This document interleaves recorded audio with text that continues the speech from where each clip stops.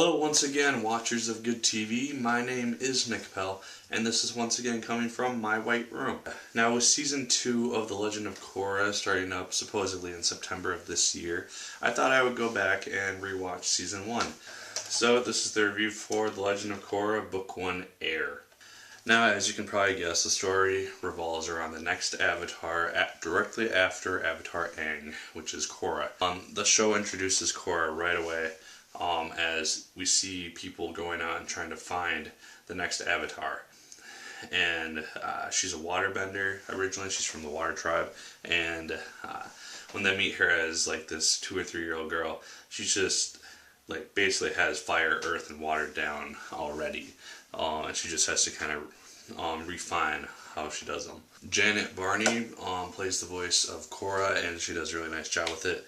The character itself, Korra is basically the polar opposite of Aang in terms of how she acts. While Aang was very peaceful for the most part and kind of laid back and everything, Korra is much more rebellious. She's much more aggressive. She knows what she wants and she does what she can with her abilities to get it. So she's a very interesting character. Next up we have Mako, and he is one of the Fire Ferrets. He is one of the first people that Korra meets when she gets to Republic City, and quickly becomes a love interest on the show. He has a younger brother, Bolin, who has a crush on Korra right from the beginning. He is also on the Fire Ferrets, and they kind of form a trio that fights in the pro-bending tournament. We also have Tenzin. He is Avatar Aang's son. This is a while after the events of Avatar The Last Airbender had concluded. We see Katara, and she's basically this old woman at this point, and so we know a lot of time has passed since the end of Book 3 of Avatar. But Tenzin, he has 3 kids, he has a wife, and he is essentially the head airbender in Republic City, and he is him and his children are the last airbenders. So he is essentially Korra's teacher in the ways of airbending. She goes to Republic City and she has to try to learn airbending because it's the only element that she hasn't been able to get yet, and that is essentially his role. He's also on the council in Republic City. He's one of its leaders, so he has to deal with that stuff as well. 2 more characters really quick. Asami Sato, she is a girl who Mako, she runs into him very early on in the series, I think episode 3 I want to say, and they develop a love interest, and she continues to play an important role in the show after that. Her father is the owner of a big robotic manufacturing company and builds like cars and stuff, and so that has a big role in the plot. And lastly we have Amon, who is essentially the main villain of the show. He's a guy who is very against any sort of benders, and essentially is the head of this group called the Equalists, who want to exterminate all bending abilities, so ending firebenders, waterbenders, earthbenders, and airbenders. Yeah, those are the main characters of the show, and obviously there are a lot more characters, some that are important, some that aren't. Getting into the plot, I've kind of covered it already. The story is about Korra. She goes to Republic City to get teaching from Tenzin, and she essentially becomes involved in the going-ons of Republic City. She tries to become a vigilante. In some aspects she does do this. She gets involved with a pro-bending team, in which that team is made up of Mako and Bolin, and so she does that. She also has to deal with the Equalists a lot of the time, and but also try to learn her airbending skills. The plot quickly unfolds. It's essentially split off into 2 sections. We have the first half of the show, which is the first 6 episodes, which deals heavily with the pro-bending tournament and basically establishing characters and everything. Second half of the season deals with a war that breaks out in Republic City. So yeah, that is basically the plot. I'll be going into much more detail after the credits of this video about certain events and things that I wanted to talk about. But yeah, for anyone who hasn't seen the show, that is the general premise of it. One thing that I did like, though, is a lot of the fallbacks to stuff from the original Avatar series. We see the cabbage guy who would show up every so often when his cabbage cart would get destroyed.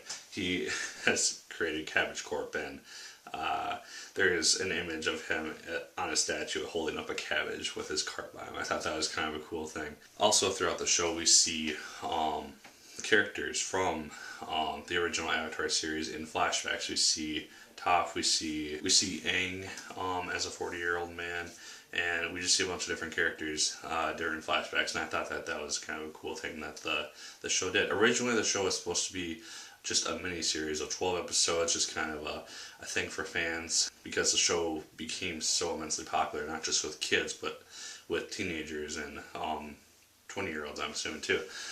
People who just really liked it. It's not your typical kids show. It has adult elements into it, which some kids probably won't pick up, but mature audiences most likely will. And that's essentially the draw of the show for a lot of people, including myself. Legend of Korra kind of continues with a lot of that stuff. There are some darker elements, there are some lighter elements. It's a show on Nickelodeon, so it can't be all dark and whatnot.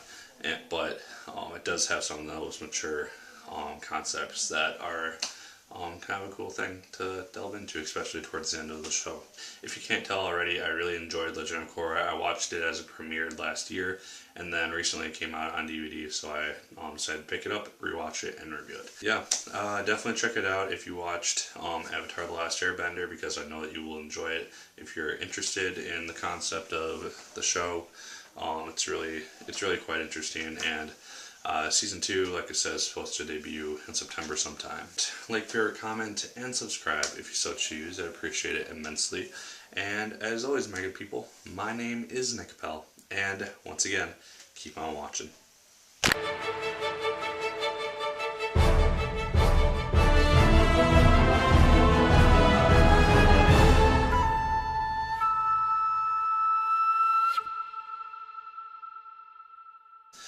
And if you are still watching, you are here to see me talk about the ending to Legend of Korra Book 1 of Air. Now, essentially, this will be talking about the very last episode / probably 2 episodes. We have Korra and Mako. They have snuck in to this prison area where Amon is keeping prisoners, and they run into Tarlok, who, if you remember from the show, is a bloodbender and is revealed to be a bloodbender, and he kidnaps Korra, who escapes. He has lost his bending thanks to Amon, and he is being held prisoner. It is revealed in this episode that Tarlok and Amon are brothers, which I thought was a very interesting concept. My friend and I, throughout the show, we, as we were watching it, we came up with new theories on who Amon was, and like and how he was taking away people's bending. One theory that we had was that when Aang got struck by lightning, thanks to Azula in the season 2 finale of Avatar, and he died before Katara saved him, that initiated Amon as the Avatar, and then once he died for real, however many years later, that initiated Korra. So it was possible that there were 2 avatars existing at the same time. Obviously that did not happen, but that backstory kind of cleared up a lot of things and made the show very interesting, because I doubt a lot of people really saw that type of stuff coming. It was revealed that Amon is a waterbender and a bloodbender. He's one of the stronger ones that he knows of. Amon is a equalist. He wants to eliminate bending, and that has been his main stance as he's tried to gain the city's respect and confidence. If the secret was to be revealed, the campaign would fail and Amon would have to flee. But essentially the penultimate episode is that backstory. And then we get to the finale, where it's essentially a standoff. It's the finale. It's going to be Korra versus Amon. We had that battle, and Amon, he reveals that he is a bloodbender just to them, though. Just to Korra and Mako, and basically takes away Korra's bending. But in doing this, he unlocks her ability to airbend. I thought that was a really cool way to instill that upon the series, and it was a cool way to kind of finish off Amon. It's like he became the catalyst for his own undoing. And then he crashes into the water bends his way up, and he reveals himself to everyone as a waterbender, and he has to flee. I thought it was really interesting at the end when we see Amon and Tarlok. They are sitting in the boat, they're getting away, and they're kind of just talking like brothers. Amon is ambitious, he wants to start over, have a new life, and Tarlok just knows that if this guy is able to keep going, he's just going to pull the same thing again. He's so power hungry that he just sees no other way out. So he takes one of the electricity gloves and just puts it in the gas can and kills them both. I thought that was one of the darker things that the show had done, because I didn't really expect that. This is a show that is directed towards children, since it's on Nickelodeon, and I thought that was a very interesting idea that they did to kind of finish off Amon and Tarlok at the same time. And then we see Korra and the aftermath. She is devastated because she has lost her bending. Katara shows up and tries to heal her, has no success. And when Korra is on her own, we see Aang come over and basically restore her bending for her. This was something of an emotional scene, but it basically gives the show its happy ending. Like I said before, the producers of the show were not expecting to do more seasons of the show. They thought it was just going to be a 12-episode miniseries and be done with it. That's why they basically severed all ties, finished up all loopholes and everything like that with the show. Apparently season 2 will take place 6 months after these events, so a few things that I'm hoping to see in season 2 are more pro bending matches. I really enjoyed that idea of the show, and while it worked because they had the war and everything in the second half, I did kind of miss that. So I want to see that come back in season 2. And then just the idea, because I read like a short description of what season 2 is supposed to entail. We're going to see her in Southern Water Tribe. I hope to see some characters from the original show show up in that, or at least ancestors or descendants of them. And then we see that Korra is going to be going to other areas of the world besides Republic City. One thing that needs to happen with this is it can't just be, oh, I'm going to go here and travel and go here and travel. There has to be a reason for doing this. Like the thing that drove Avatar: The Last Airbender for 3 seasons was the idea that Aang was evading the Fire Nation the whole time and had to travel around the country to learn the last 3 elements. So if they just have Korra just going from place to place to place with no real reason or no overarching storyline to kind of drive that, I think it's just going to get really boring and it's going to fail. Yeah, those are just my thoughts on it. I have no idea what season 2 will fully entail. I am excited to see it when it debuts in September. And yeah, that's about it. Leave your thoughts on The Legend of Korra down below. I'd love to hear them. Like, favorite, comment, and subscribe if you so choose. I'd appreciate it immensely. And as always, my good people, my name is Nick Pell. And once again, keep on watching.